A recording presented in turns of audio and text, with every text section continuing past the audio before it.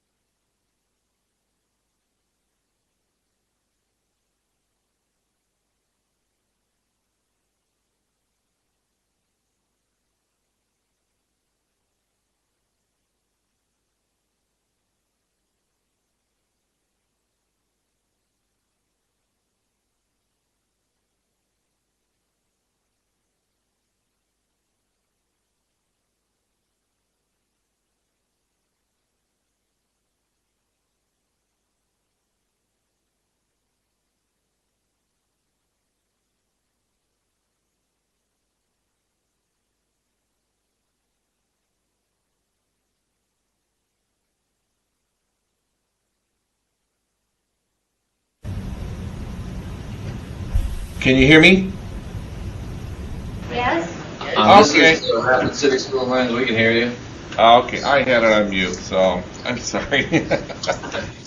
Okay, again, this is Bernie Grimmy from Division of Rehab Services. Make sure you have your site muted.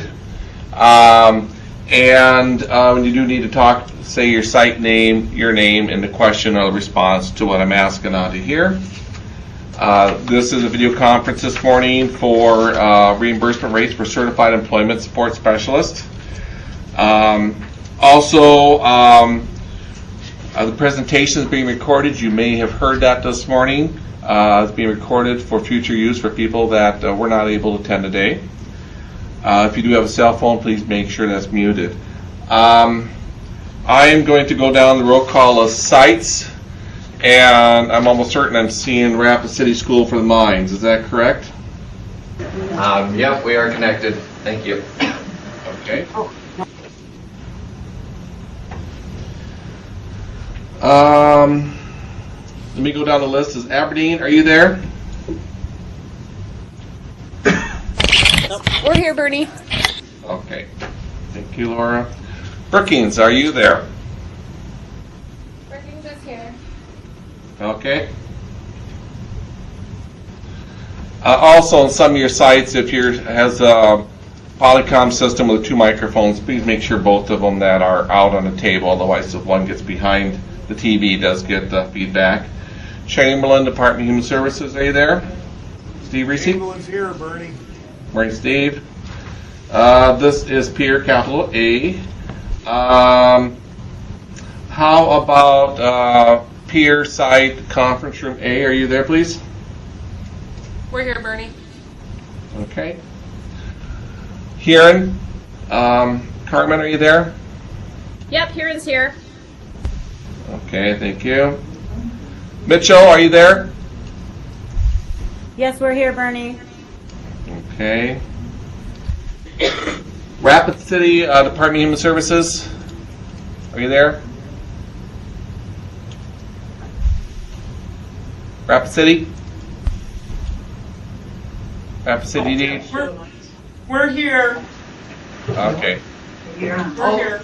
Okay, thank you. We're just trying to get the camera trigger on. Yeah. Otherwise, we're seeing a green wall. Okay.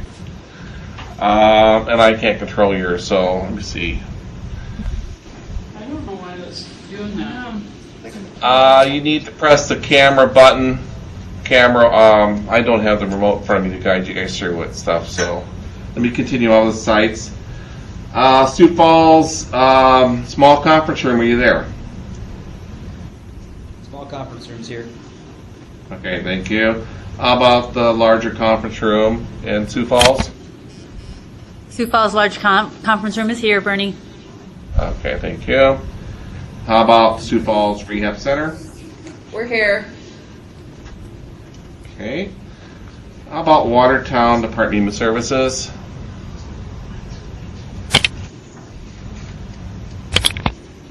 Watertown is here. Okay, thank you. Winter Department of Transportation, are you there? Winter Department of Transportation?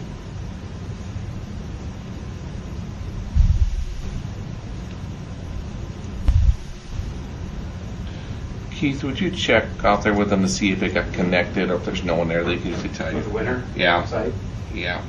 Yankton Department of Human Services? Winter is in Chamberlain.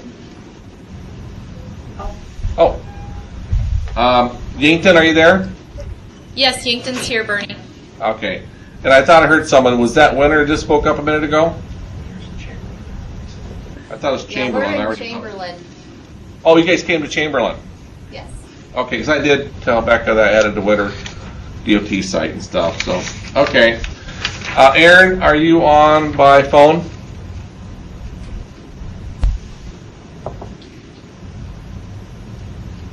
Aaron, are you on by phone?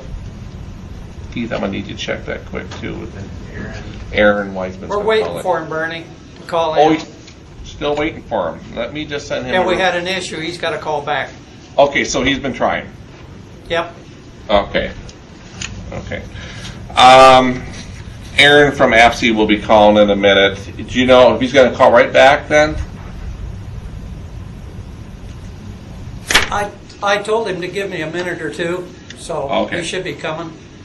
Okay. Yeah, just let me know when he gets connected in. I got some stuff first to cover, and we'll just give it a minute first, okay? Yes, we do. Did Rapid City, did you get your camera equipment figured out?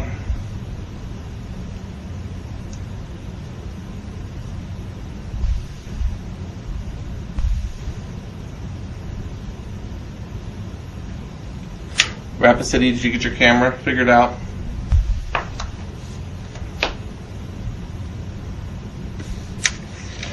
I'm going to start with a couple things here first. There is a sign-up sheet at the sites. Please make sure that you do route the sign-up sheet around and people sign it. And then I even have on the bottom that you can scan it to my email address or you can fax it to me. So if you're on the sites, just please make sure you get that back to me. We got it going. Did you get it? The camera's going in rapid. Okay. Okay. Thank you. Right there. Okay, thanks, Krista. Also, there were some documents that were sent out ahead of time, and probably some made copies at your site. There is a memorandum of the February 18th. Memorandum of the February 18th on this new initiative, the memo. There is a PowerPoint from APSI on their certification. And also there is a PowerPoint on the reimbursement and employment rates for certified employment support professionals. We're just going to give it a minute or two for Aaron from APSI Connect. He doesn't present right away, but I do want to have him get on board from the beginning. So just give us a few minutes. I'm going to put it on mute. Yeah, the phone caller in? Aaron, you on? Yeah, we hear you good. I'm here. Okay.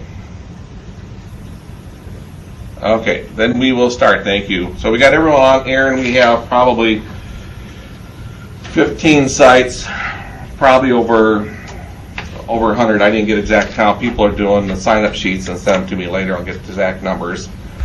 But again, today, and you guys hear me okay, or do I have it muted? I'm good. Okay. Other sites, can you hear me? We're good in Sioux Falls, Bernie. Okay, good. I just can't tell when I got this thing muted or not. So, this is a new initiative. We're starting with Division of Rehab Services and Service of Blind and Visually Impaired.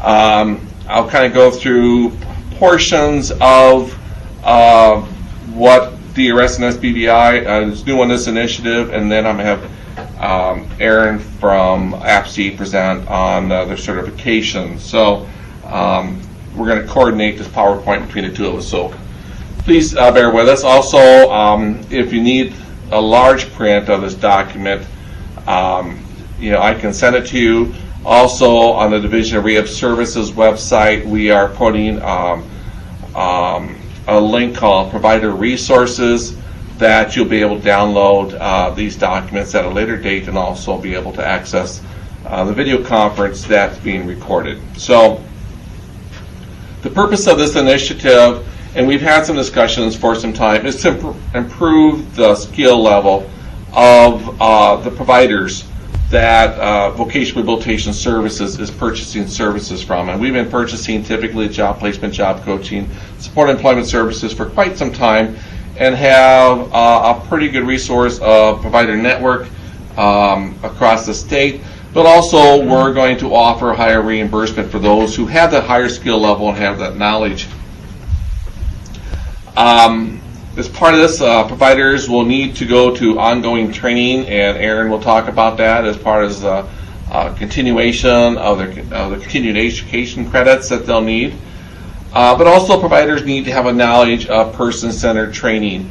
So there's two components under this for the high reimbursement. Is the one that individuals have received the person-centered training, and they have also become certified that they'll have the higher reimbursement rate. The intent is to improve the service to individuals with disabilities. We've had a number of individuals for some years and family members express concern about, one, the reimbursement rate to providers for these services, but also ways to maintain a higher level of quality, a skill level for the individuals. The new service rate is going to be effective June 1st, 2015. June 1st is when we typically do a service rate adjustment and our contracts. And I don't have the exact amount of our service rate increase. Typically we go somewhere between a 2 and a 3% increase during that period of time in our rates. We send it out. For the individuals who meet this requirement being certified and attended this training, they will be reimbursed at a 25% higher than those individuals who are not certified. The person-centered training I mentioned is equivalent to the 2-day person-centered training that has been provided throughout the state already. We had trainings in the past in Sioux Falls, I think Aberdeen, and Rapid City. We are coming out with some additional trainings, but also there has been trainings that have been provided by the community support programs that I will accept from a letter from their supervisor and what that training is. What services are typically going to apply for this? It's going to be the job placement, the job coaching. It'll be the independent living that we may purchase from a service provider. It'll be the situational assessments. It's typically those services that we are purchasing from an employment specialist. And also as part of this initiative, we will reimburse the individual or provider the cost that they will have for taking the examination. And again, Aaron will discuss that more in a few minutes.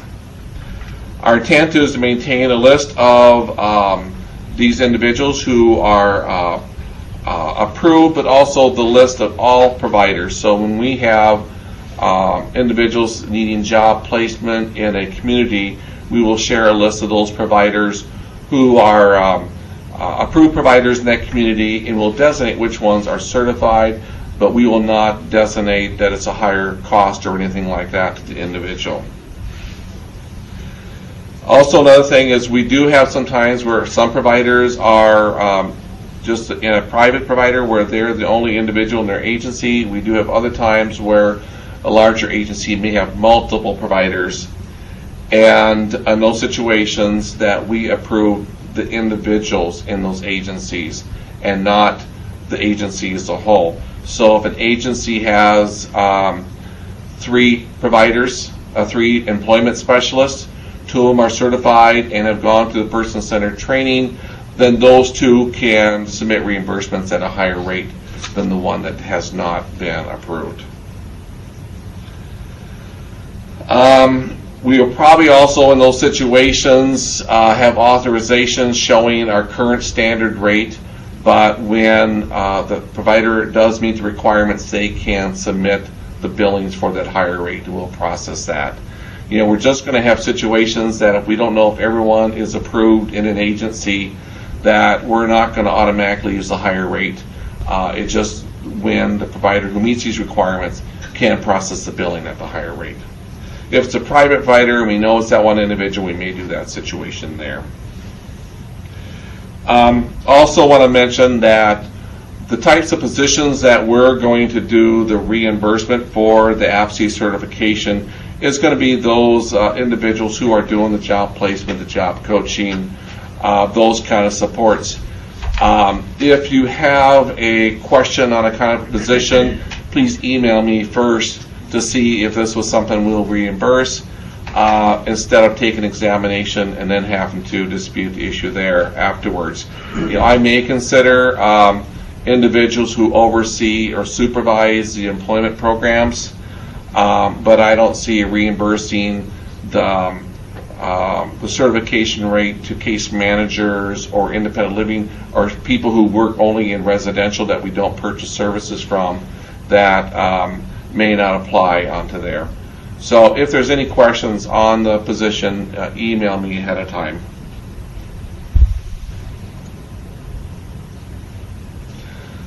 There's been a number of people asked about training to prepare for the APSE certification, and there is no specific course to take to help you answer those questions or prepare specifically for there. But we have been providing training and will continue to provide training on many of the core areas that are similar of APSE certifications based on. We have currently going out, and I sent the email out this morning on the Social Security work incentives. That is a one-day training, and those trainings are happening in Sioux Falls, Rapid City, Mitchell, and Aberdeen. Those trainings are like April 15th in Sioux Falls, April 23rd in Rapid City at the Department of Labor office, April 28th in Mitchell, and May 13th in Aberdeen. And those are just examples of some of the trainings that we will be providing out there that will help people to better understand some of the core competencies that will be covered in the certification. These are similar trainings that we've done in the past, and we're also looking at other trainings being done by Center for Disabilities, more similar to the historically what we've done in the Employment Specialist Training series, but they're going to be broken into 2 groups. Our first phase of those trainings will probably be in, I believe, April or May, and we're looking at 3 locations of Sioux Falls, Rapid City, and Aberdeen for those. We're looking at later on in probably late summer, fall, to have a continued follow-up training, again, for employment specialists. That's done by the Center for Disabilities. And those dates and locations will be sent out on an email list that I have. And if you're not on that email list, like I sent a couple emails here, one this morning and one last night, please email me and I'll get your name on the list. I didn't include the directors of community support programs, as they may get a lot of emails directly. I did include more of the job developers, employment specialist staff to make sure they get this information. Many of these trainings are going to require a registration, so make sure you do get the information on them and follow the registration procedures. The Social Security work incentives and the ones at Center for Disabilities trainings are being covered by Division of Rehab Services, so there is no registration cost involved into there. Also, we have the fall conference coming up October 13th, 14th, and 15th, and that'll be in Sioux Falls. And again, we do have a track and a series of sessions that are targeted for employment specialists.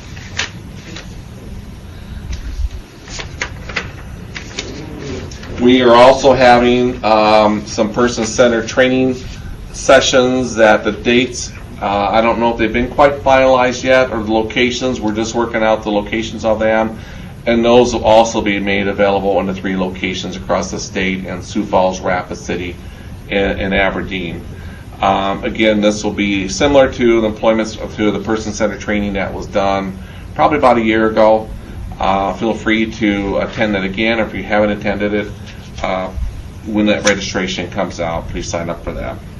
Again, that will not have a cost involved with that training session for the person-centered training out there. We're putting a lot of trainings together this year. We've done some trainings that made available through webinars, free to providers, or also these other regional trainings that are happening right now. So if you do have any questions or you're not getting the list of those trainings, please let me know. We do plan to make those available on the Division of Rehab Services website, and I'll have that site posted at the end of the session. And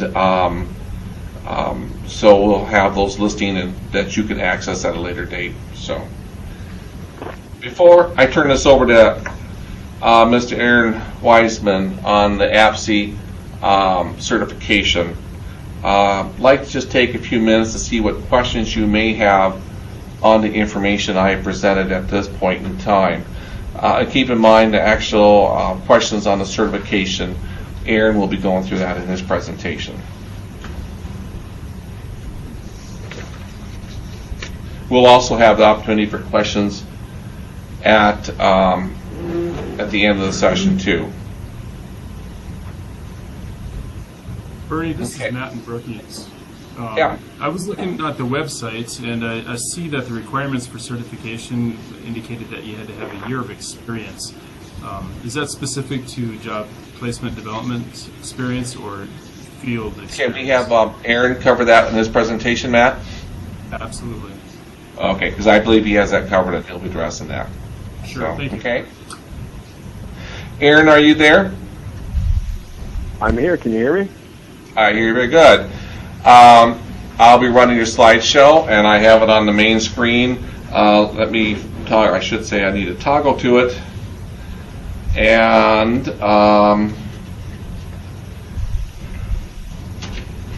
I have your very first screen on, and so we're ready to go.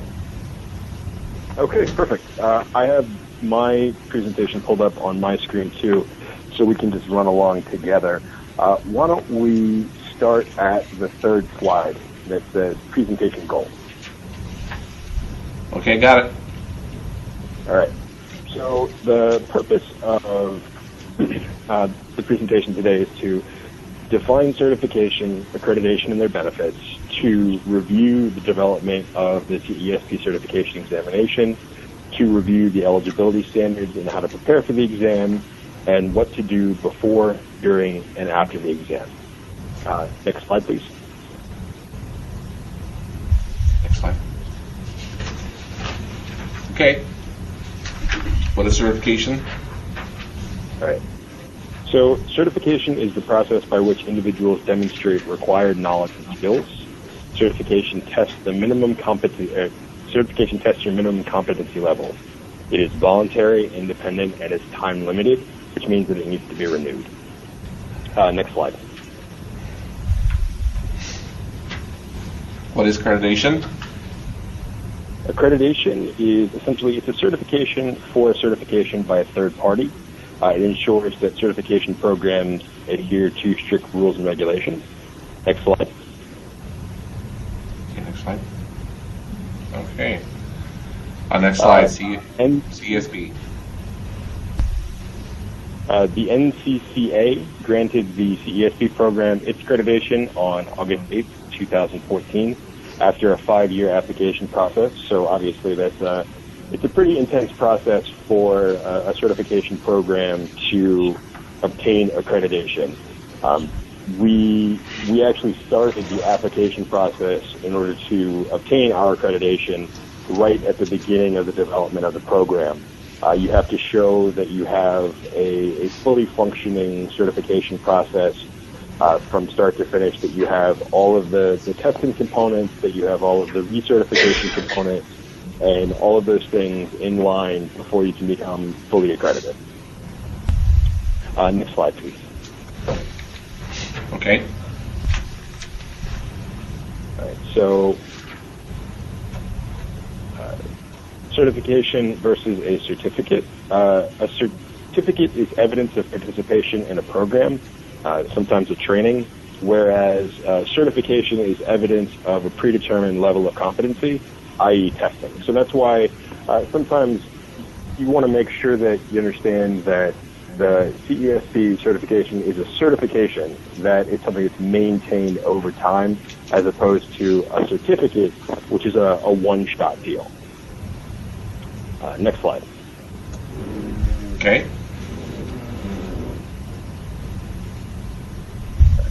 So, what are the benefits of CESP certification? The CESP is a mark of distinction. Obtaining the certification as a supported employment professional shows commitment to professional development and dedication to the field. Next slide, please.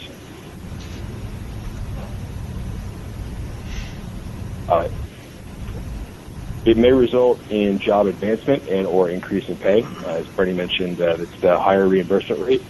It's also, there's an increase in safety for those who receive direct support from individuals who are certified by adding an extra layer of supervision and ethical standards. Next slide, please.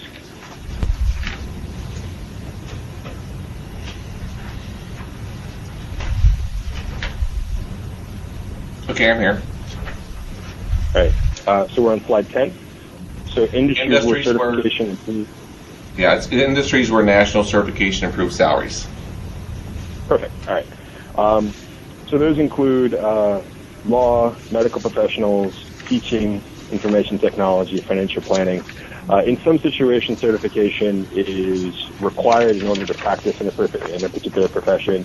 In other industries, certification is in addition to. It just depends on which particular profession you're involved in. Next slide, please. Okay.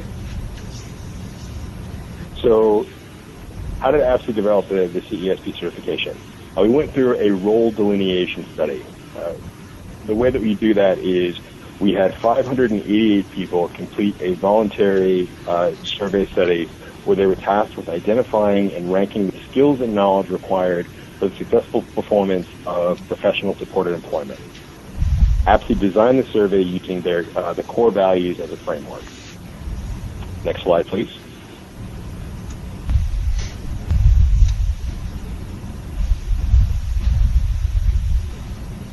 Okay. So the core values that were used in the role delineation study were application of core values and principles to practice in legislation and funding, individualized assessment and employment/career planning, community research and job development, workplace and related supports, ongoing supports. And I just flew through those pretty quickly because we'll see those again later on during the presentation. Next slide, please. Okay. So this is just a visualization of what the role delineation study looked like. This gives you an idea of the types of questions that the individuals were asked during the survey. You were given a type of job function and asked how frequently or how often you did a type of activity or how often you used a type of skill. Next slide, please. Okay. And this is the same type of situation. It's just a sample item where you ranked the specific work that you did, frequency, and the amount of the degree of difficulty in which you felt you actually used that work. Next slide, please. Okay. This slide gives you an idea of the demographic information on the specific people who were surveyed. As I mentioned before, it was 588 supported employment professionals. That number was culled from the APSI membership. I'm not going to read everything here on the slide. This is just a basic understanding of the different walks of life that these folks came from. We tried to make sure that we got folks from a wide sample size so that we were making sure that we weren't just sampling or getting information from one particular sector versus the entire diaspora of supported employment professionals. Next slide, please. Okay. Once the certification exam was developed, the next step was to create the eligibility standards. So the eligibility standards fell into the categories of education, experience, and ethics. The ethics is the agreement to adhere to APSE's code of conduct.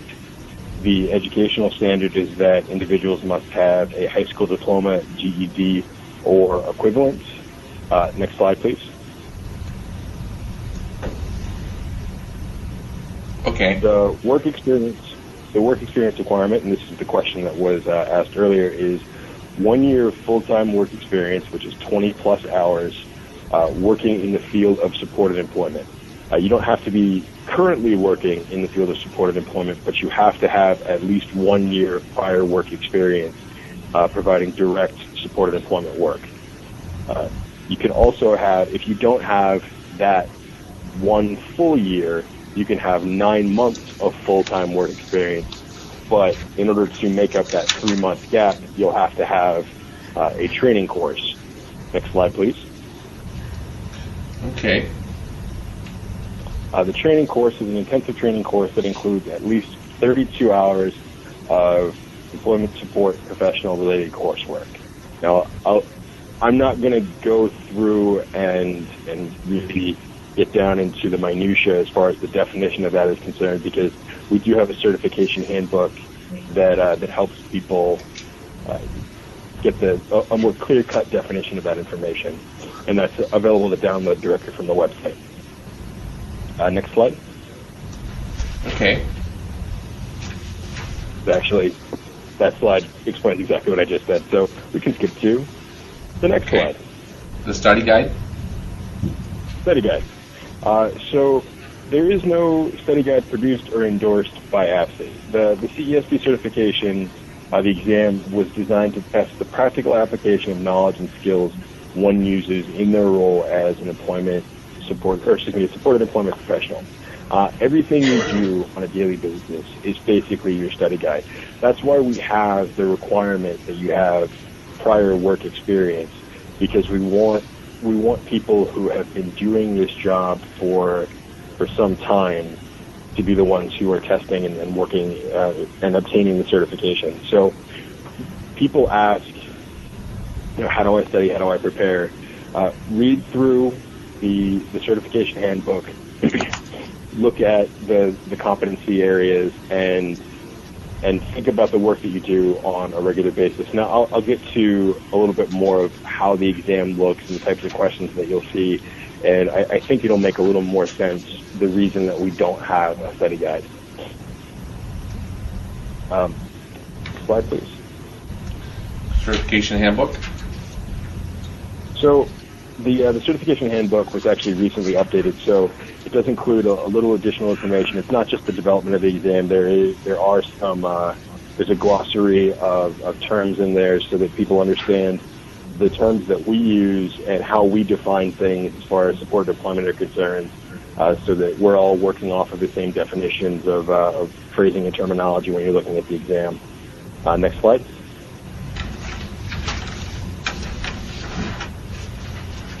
Okay. This is a visual of the APSE website, and this shows where on the website you can find the certification handbook. If people are having questions, and this is obviously not the best, this is just a screenshot. So if you have questions and you can't find it on the website, feel free to email me. My email is going to pop up on the screen at the end of the exam, or excuse me, at the end of the exam, at the end of this presentation.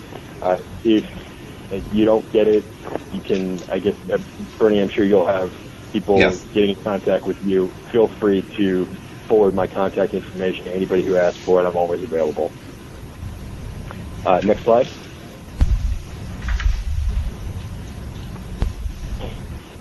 Okay, I'm here. Exam. The exam is 135 multiple choice questions. You have 3 hours to complete the exam. All of the questions are scenario based, and you're tasked with finding the most appropriate response. Next slide, please. Example? So all the following are common forms of transportation except for, so you have bus, subway, teleportation, or car.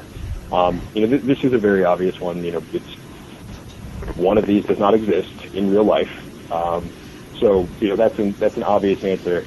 When you're actually thinking about the examination and the types of questions that you'll be asked, what you'll be looking at is you'll be presented with a scenario, and the basic structure of the questions on the test will be that you have a client who has this type of disability and they're looking for this type of service.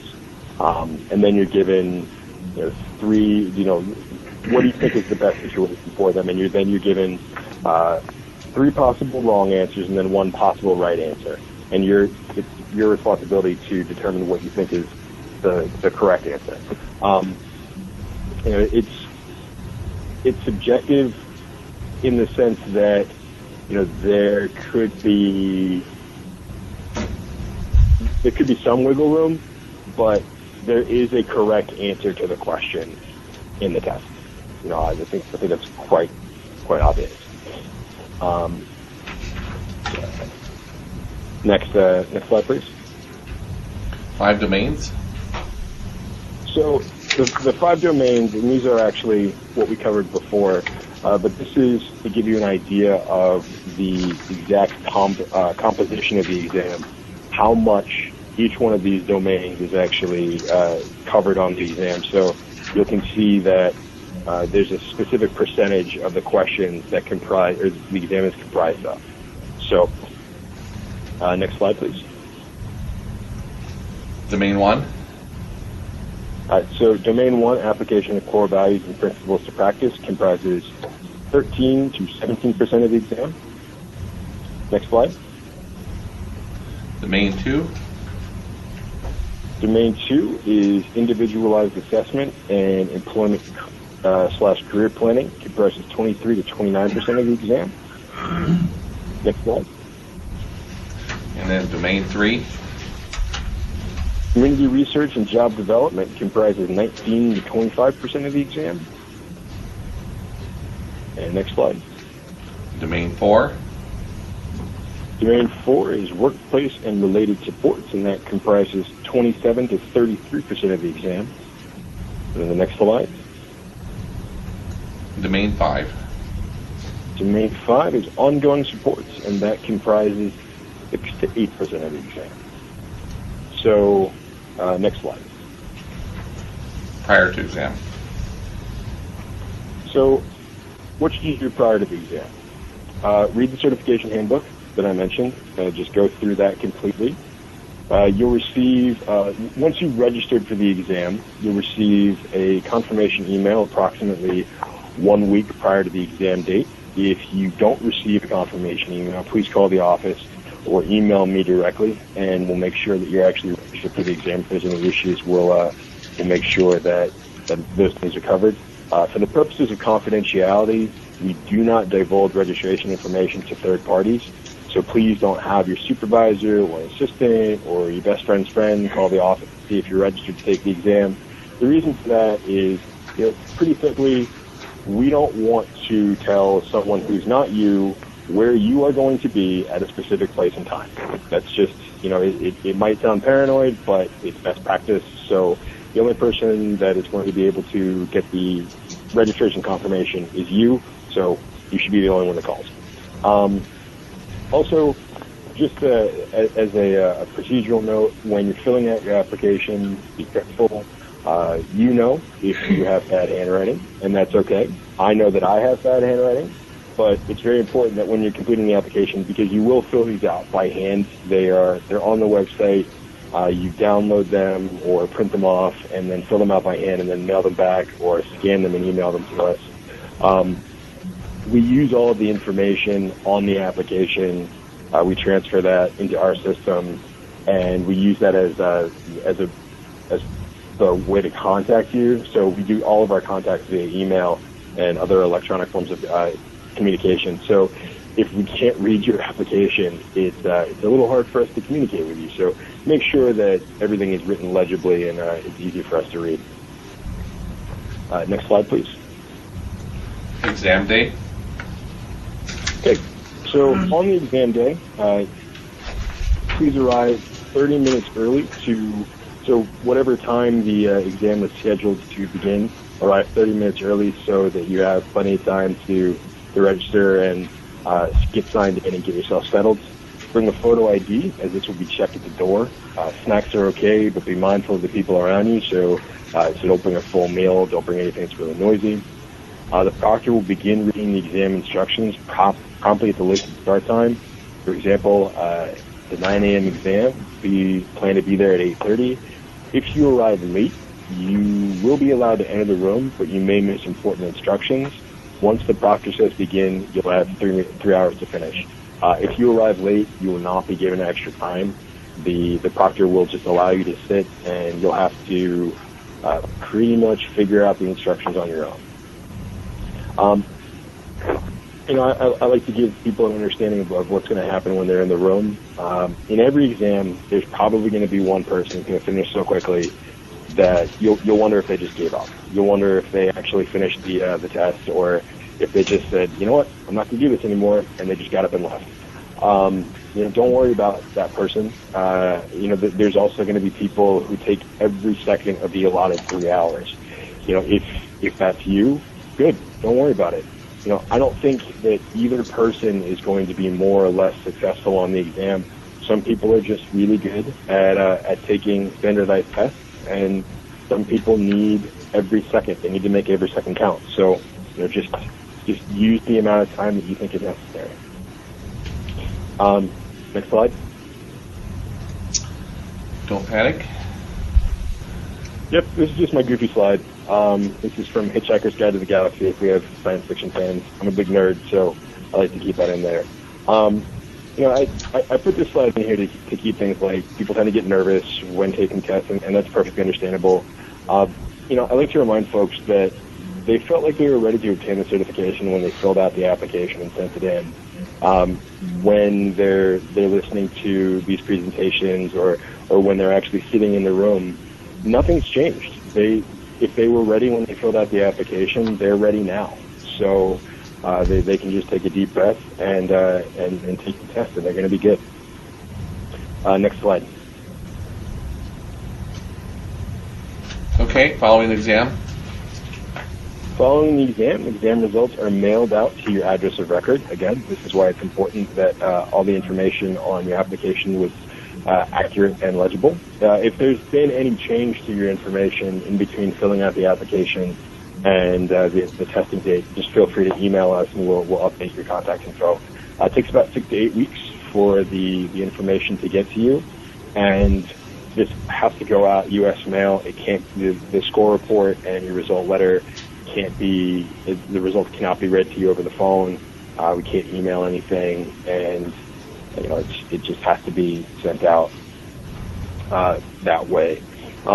Once you receive your results, if you are certified, then you're certified immediately. You'll receive your certificate a few weeks following the results letter, and your name will go on the website, and your certification will be good for 3 years. You'll be required to renew your certification after that 3-year mark by completing 36 hours of continuing education and paying your certification fee.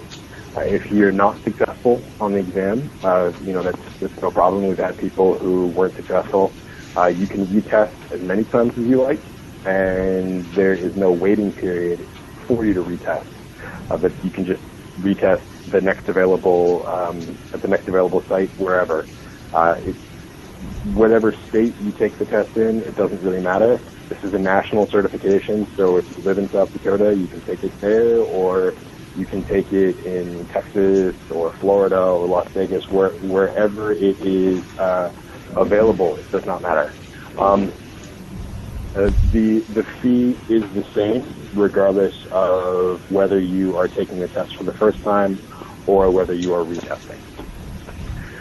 Next slide. Upcoming exams.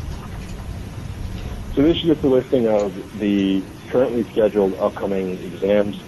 I'm not going to read this off. This is on the website. This is everything that is set in stone as far as the schedule is concerned. If you don't see something, I think everyone on the call is in South Dakota. Is that right? Yes, there's some VR counselors here too, but most of them are employment specialists doing job development, job coaching. Okay, all right. So, so obviously this is everything that we have. So I'll just leave that as it is. Next slide. Can I just add some comments on the upcoming exams, Aaron? That the ones for South Dakota is April 8th in Sioux Falls, and that is in the morning. And when you do go to the APSE's website, you do download the document. It'll tell you the locations of those and exact times. April 10th is in the Rapid City, and then October 13th we'll be back in Sioux Falls, and we do anticipate Division Rehab Service anticipates having them annually at the fall conference, and we may have them also additional times throughout the year in South Dakota. So they will be made available in the state. Okay, next slide is stay connected. Yep. So this is a visual for our website. In the bottom right-hand corner, there is a section for APSE email updates. If you'd like to receive information on just general information on APSE and specific information on upcoming certification exams and things like that, you can go to the website, enter your email address, and you'll receive those emails and those particular pieces of information. Next slide. And there's your information. My contact info. Yeah. That ends the formal part of my presentation, so I guess we'll open it up to questions. Okay. At this point in time, we'll open up to questions, and I think what we'll do is go to site. So I'll go down in alphabetic order. Aberdeen, do you have any questions for Aaron's presentation or any of the questions that information I presented? Not formal questions. I guess I was just curious, since the accreditation had gone through, how many providers have, I guess, across the United States passed that test to date? Well, it's an individual certification. So are you asking how many, what's the number of people have actually obtained the certification?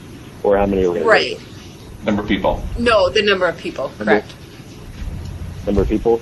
It's over 800. The specific number I'm not sure of.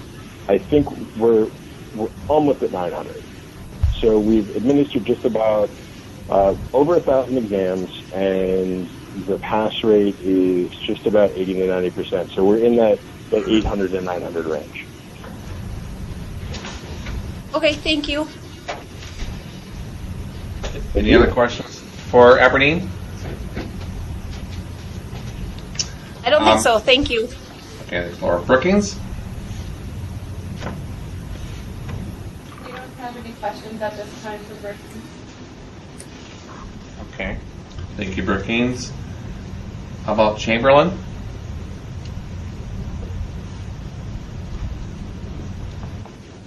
Bernie, we had one question.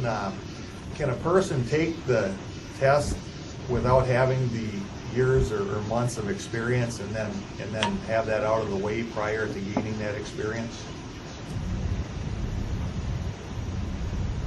Aaron, did you get the question? No, I did, and you have to meet all of the experience requirements prior to being allowed to sit for the exam. Those are the minimum eligibility requirements. Okay, thank you. One other question. Does the job coaching for a community support center for a good length of time, does that meet that criteria of supported employment or experience? The community support element of supported employment. Yeah, Aaron, the community support provider in South Dakota is the Community Rehabilitation Program. It's agencies that work with individuals with intellectual or developmental disabilities. To help clarify that. And your answer was? My answer was that job coaching is an element of supported employment. So, as far as my understanding is that yes, that would count.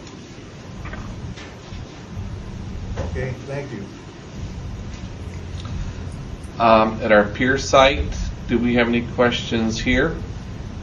Go ahead, Billy. Yes, like when we're taking the test and we've got so many other like support groups, I mean, like if we're an employment specialist and do we need to know like the benefits specialist part of it? And I mean, I realize we got to know some acronyms when we take the test, but I'm really having anxiety on the test. I'm not quite sure. You know, taking test exams is not an easy thing onto there. And I believe, Aaron, am I correct? That handbook that's out on the website, it goes through those 5 core areas. And it kind of covers a little more specifics onto those. Am I correct on that? Yes, it does. And there's a glossary of terms so that we do cover the terminology and then all the wording and things like that.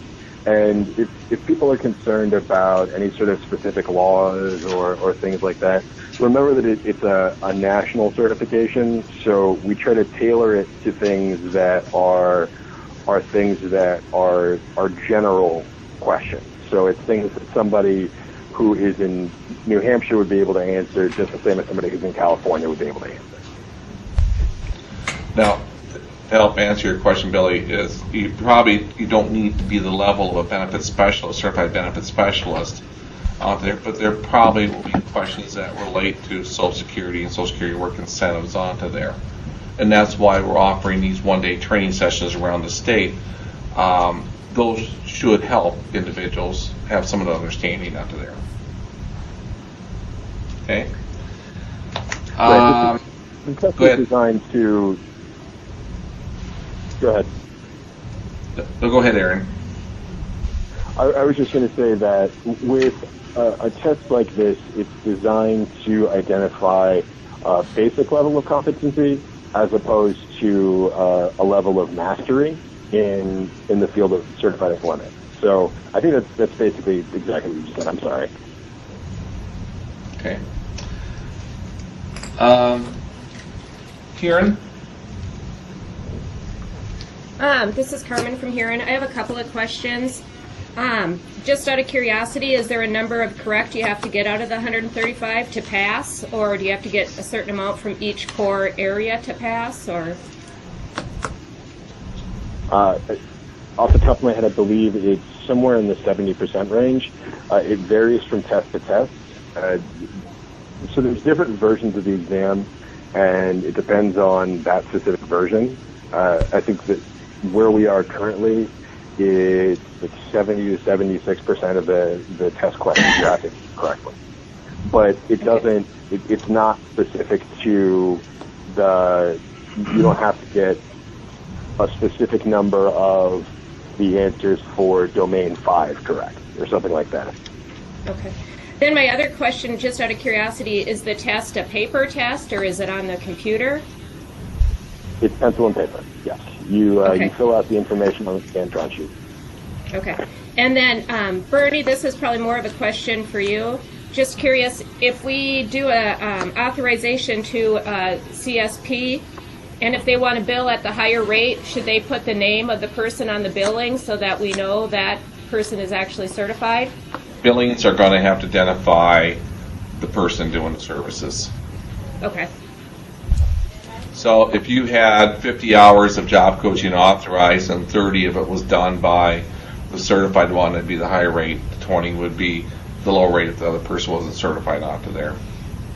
I know that's going to be a hassle, but then again, if more people get certified, it may simplify things for the providers. So, Mitchell? Question. Of the people that take the test the first time, what percentage of them pass?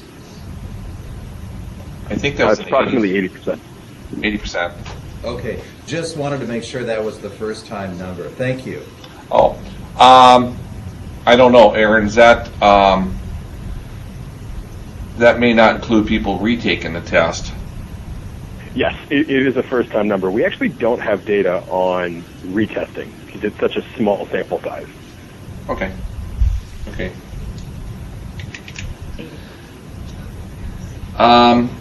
Rapid City at school lines. They say that was a Do you have a paper question? test? Yes, is that a paper test? It's hard to understand, Aaron. It was It a is paper test. yes. Okay, so paper and pencil or pen? Pencil. Pencil. Pencil? I believe. Yeah, and like most testings, I think, Aaron, some of those supplies are kind of provided at the testing site or not, or people supposed to bring their own pencil? Everything is provided. Everything is provided for the test takers the day of. Any other questions, Rapid City school minds? Thank you. Okay. How about the Rapid City Department of Human Services site?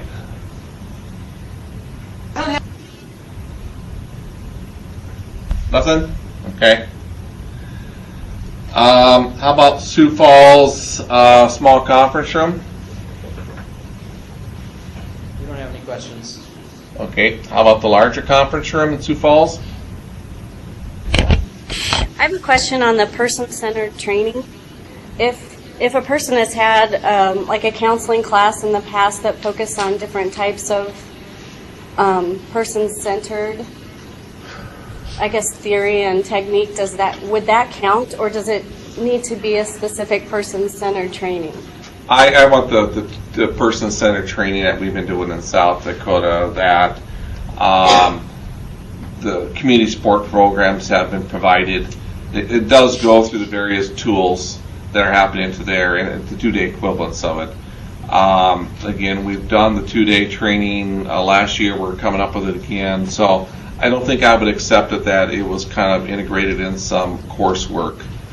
But I will accept if the community support provider, a lot of times they may have it as part of their new employee training, and they may be doing classes out there, and there's a number of the staff in community support programs that are trainers themselves and do the training. If they could identify who the trainer was and the dates and amounts of times, those are what I consider. I probably won't consider something that is long, years and years ago. So that'll help clarify that. Bernie, could you tell us how far back you would consider the training? I think it's been more of an initiative in South Dakota for 5 years is what I'm looking at onto there. Okay, thank you. Bernie, we're Yes? back. We're back in Rapid City. There's a question about, can a person take a person-centered training after completing the examination? Yes. Okay. Yeah, to answer to your question, you could take the testing on the April 8th and 10th, and then later on in the summer that person-centered training happens, and I get verification of that, then I'll approve you for the higher rate. Okay, thank you. Sioux Falls Rehab Center. We have no questions. Okay. How about Watertown?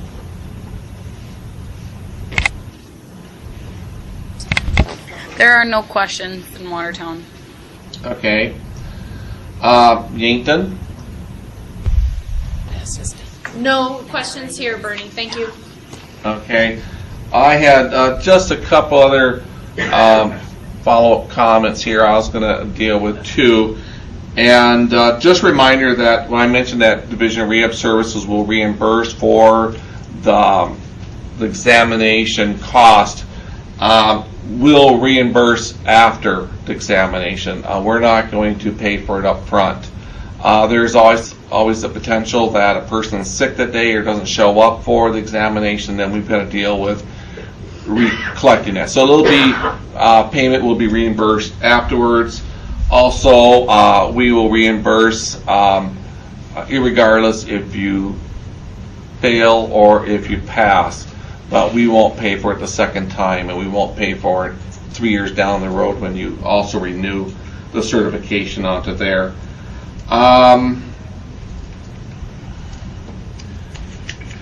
I think also, I also want to mention that when we were looking at this initiative, and I think APSI really started promoting it last summer, last fall, about their national certification, we did want to adopt, if we were going to pay a higher rate, some level of certification standard that has been tested and has some core areas behind it. And we felt APSI does, with their CSP certification, does meet that for this field. And I appreciate the work they have done and putting that forward onto there. And also, APSI will be the mechanism that will be handling the continuing education credits of submitting those for the, I think, Aaron, you mentioned that within a 3-year period to renew your certification, you have to have 36 hours of continuing education credits. Am I correct in that? That's correct. Okay. And the trainings that we do in the state, the fall conference, or even the person-centered training, a lot of those will qualify under those continuing education credits. Any of the trainings that we're involved with, that will make sure we issue a certificate of attendance. And Aaron, do those certificate of attendance need to identify the specific training it was, or maybe that's something I need to talk to you more later on about what needs to be included on that, so helping people to submit their continuing education credits? Typically what happens is I review the renewal packet as a whole, and people submit just a certificate of attendance to begin with to cut down on the submission of paperwork. If the certificate of attendance is rather vague and it's not really clear what the topic of study was during the conference, then I may ask for additional information, but usually starting with that is sufficient. Okay. Yeah, I assume people need to send in the agenda or something like that, the program that came from the conference or there. So once the person's certified, there'll be more instructions provided onto there. I also did want to mention there probably is a possibility out there that some of the larger agencies have many job coaches that are supporting individuals that are on the developmental disability funding source, and probably not always directly for vocational rehabilitation. If they're doing the job coaching out there, we will cover that cost for the certification for that employment specialist also onto there. We anticipate most of them are doing business with vocational rehabilitation, but a larger agency may have just assigned some staff to doing the ongoing supports portion of it, and we feel it's important that they have the same level of competency. The Division of Developmental Disability is not probably changing those rates based upon certification, but if a provider does want to get that certification, we'll work with them too on there. At this time, I don't have any other questions. I just want to open up one last time to see if there's any final comments or questions that people may have. Ernie, this is Julie in Sioux Falls. With the 36 hours of training, do we need to get that approved ahead of time? So, for example, let's say Department of Labor in Sioux Falls is doing a training on some additional incentives that they have, or do we have to get that approved ahead of time, or do we just attend and send it in? No, it doesn't need to be approved ahead of time. Yeah. Aaron said it doesn't need to be approved ahead of time, but to give you an idea that and their provider handbook may talk more about it, typically the trainings that Division of Rehab Services does will probably fall within those categories that we're doing for into there. I'm not sure if some of those other trainings that, unless Department of Labor is doing one on Disability Employment Initiative, some of those would apply. But they may have to apply in some of these areas that, am I correct there, Aaron? I mean, it can't be just to a conference that doesn't have anything to do with a disability, does it? Correct. So when folks begin to recertify, they're sent out very specific instructions on what counts for continuing education credit and how many credit-specific activities count for. So we'll give them the full breakdown, and all that stuff is available on the website at all times, just so that they can keep track of it to begin with. And what we'll do is, because it's always there, it makes it pretty easy for folks to look at that. And there are specific topic headings that need to be, that the coursework needs to be under, and those are the same things that are covered on the tests are the topic headings that are approved for continuing education credit. So really, it's the same stuff that you're already doing. And I don't think it takes too much to obtain, the 12 credits, continuing education credits a year, 36 over a course of 3 years. I think the Division of Rehab Service has been offering a lot of trainings. We've been also covering costs of some webinars. We've also been making trainings available regionally across the state to make it easier for them. And the fall conference has got a significant number of hours that would apply into there. So, Aaron, I do have a question on the ethics part of it. The certification does have some ethics standards for providers. And I don't think the continuing education credits never have so many hours for ethics. Am I correct on that? The continuing education is any of the areas? We don't have there's no specificity on topic headings. Okay. I do recommend that individuals that are pursuing the certification do read thoroughly the ethical requirements as part of the certification. And that was one of the selling points for us to pursue this route is there does need to be some level of ethical standards that providers also do follow in delivering the services to individuals.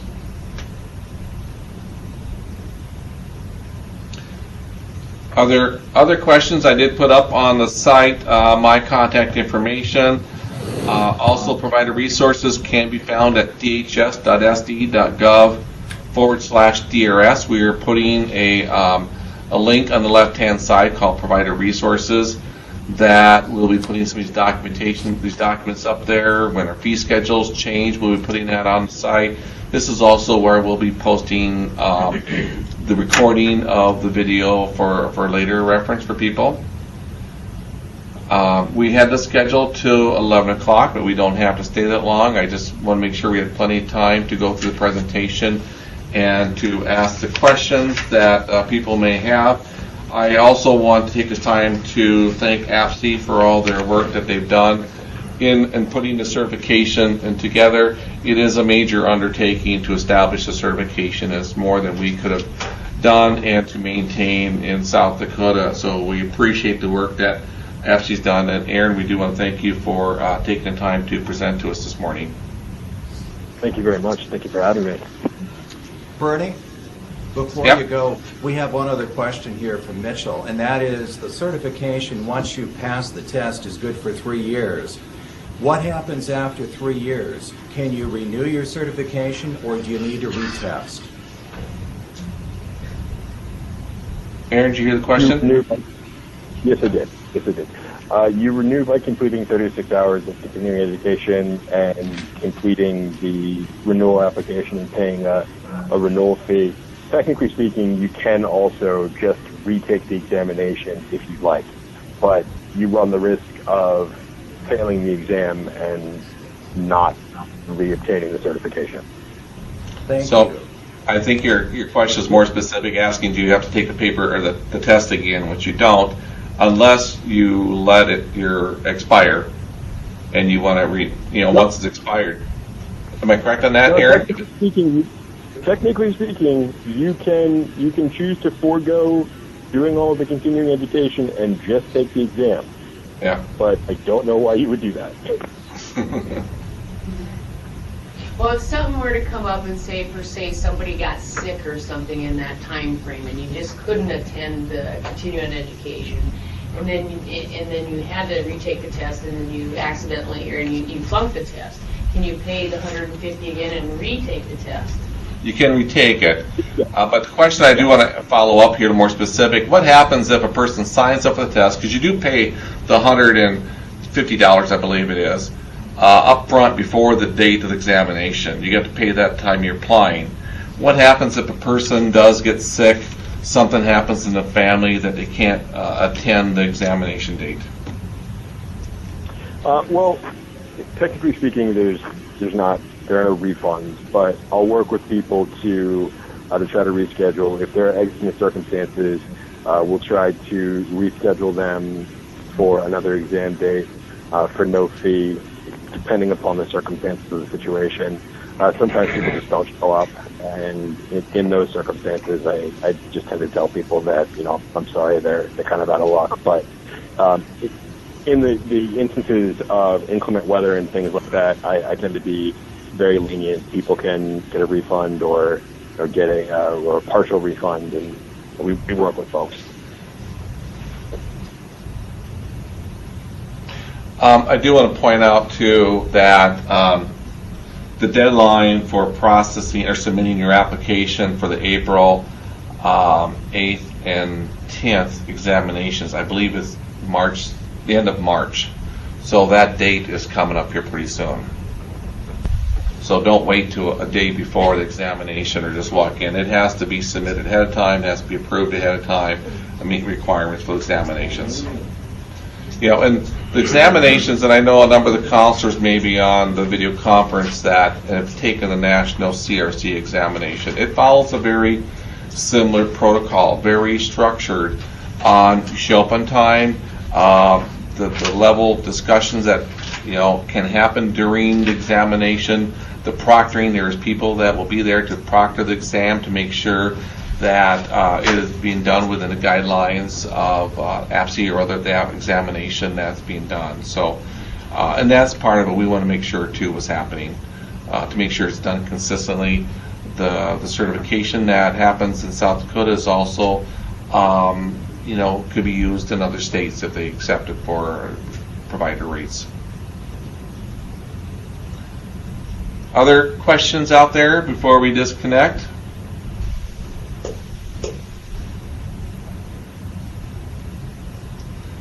I do want to thank everyone for taking the time this morning to attend the video conference. I know I've had a lot of emails throughout the last month and questions, so a lot of those may have been answered already. I do recommend you go out to the APSE site, pull down that manual. It has a lot of good information in there. But again, also those examination dates for in April 8th and 10th. The deadline is approaching here at the end of March for submitting that application. So again, I want to thank everyone. Make sure you mute your system before we discontinue, and then I'll have the video conference people here also in the site. So I want to thank you, Aaron, for calling in and doing the presentation again today. Thank you, everyone. Thank you for your time. I appreciate it. Okay, have a good day, guys. Bye-bye.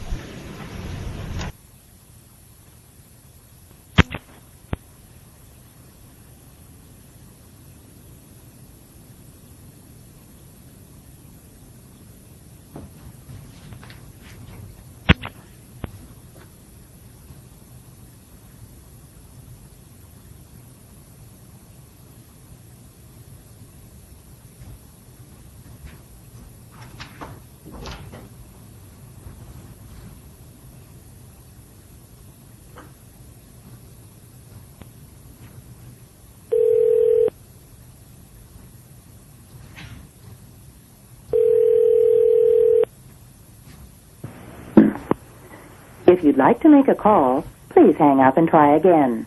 If you need help, hang up and then dial your operator.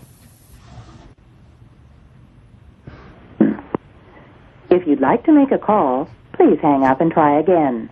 If you need help, hang up and then dial your operator.